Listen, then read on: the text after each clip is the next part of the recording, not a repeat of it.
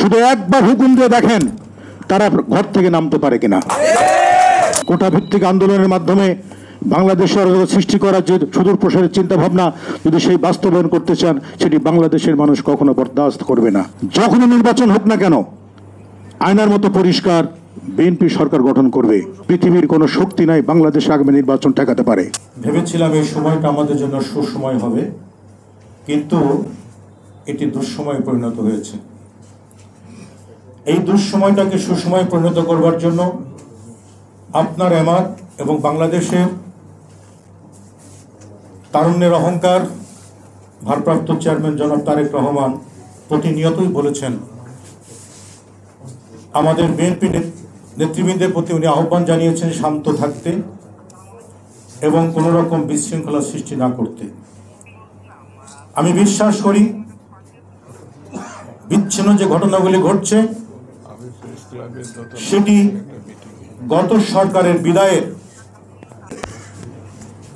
তাদেরকে প্রতিষ্ঠিত করবার জন্য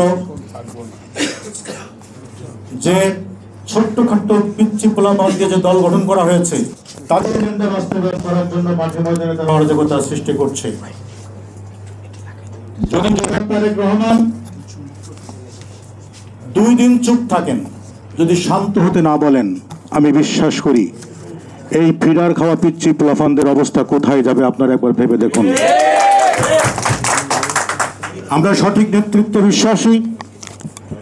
দেশনেত্রী বেগম খালেদা জিয়া তিনি বারবারই বলেছেন শান্ত থাকো, কোনো প্রতিশোধ নয়, কোনো প্রতিহিংসা নয়।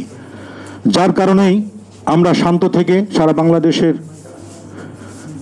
জাতীয়তাবাদী শক্তির যে সমস্ত নেতৃবৃন্দ আছেন তাদের মুখের দিকে তাকিয়ে সাধারণ কর্মীরা এখনো চুপ রয়েছে।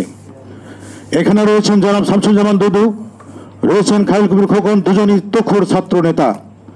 শুধু একবার হুকুম দিয়ে দেখেন তারা ঘর থেকে নামতে পারে কিনা।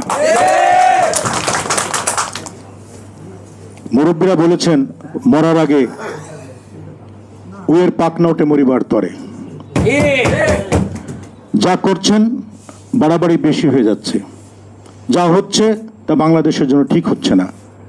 যা করে বেড়াচ্ছেন তা কোনোভাবে কাম্য নয়। আপনারা যদি ভেবে থাকেন আপনাদের এই আন্দোলন, কোটা ভিত্তিক আন্দোলনের মাধ্যমে বাংলাদেশের সৃষ্টি করার যে সুদূর প্রসারের চিন্তা ভাবনা যদি সেই বাস্তবায়ন করতে চান, সেটি বাংলাদেশের মানুষ কখনো বরদাস্ত করবে না। বাংলাদেশ গণতান্ত্রিক সাংস্কৃতিক জোট, আমি একজন সাংস্কৃতিক কর্মী। রাজনীতি এবং সংস্কৃতি দুজন একসাথে এক শক্তিতে রাজপথে নামে, তার গতি তীব্র থেকে আরো তীব্রতর হয়।